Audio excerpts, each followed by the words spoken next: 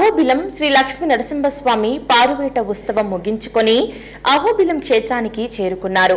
33 గ్రామాలలో ప్రజల నుంచి పూజలు అందుకొని తమ వివాహానికి ఆహ్వానించారు.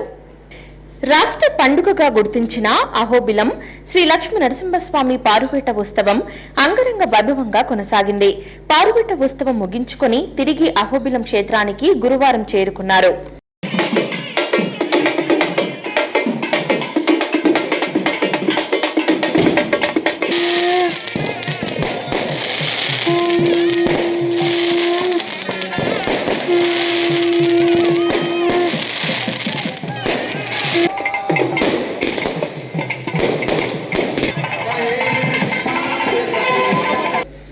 సంక్రాంతి పండుగ కనుమ రోజు అహోబిలం కొండపై నుంచి స్వామివారు పల్లకిలో పారువేట ఉత్సవంలో మైదాన ప్రాంతానికి చేరుకున్నారు.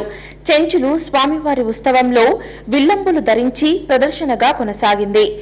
ఆలగడ్డ, రుద్రవరం, దొర్నిపాడు మండలాల్లో సుమారు 33 గ్రామాలలో గ్రామోత్సవం 40 రోజుల పాటు పర్యటించారు.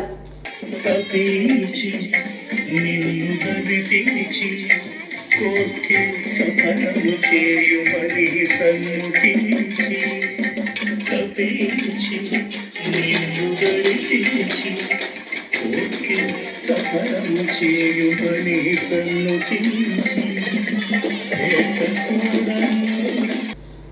ఆలగడ్డ పట్టణంతో పాటు ఆలగడ్డ మండలంలోని పలు గ్రామాలలో ప్రత్యేక పూజలు అందుకున్నారు.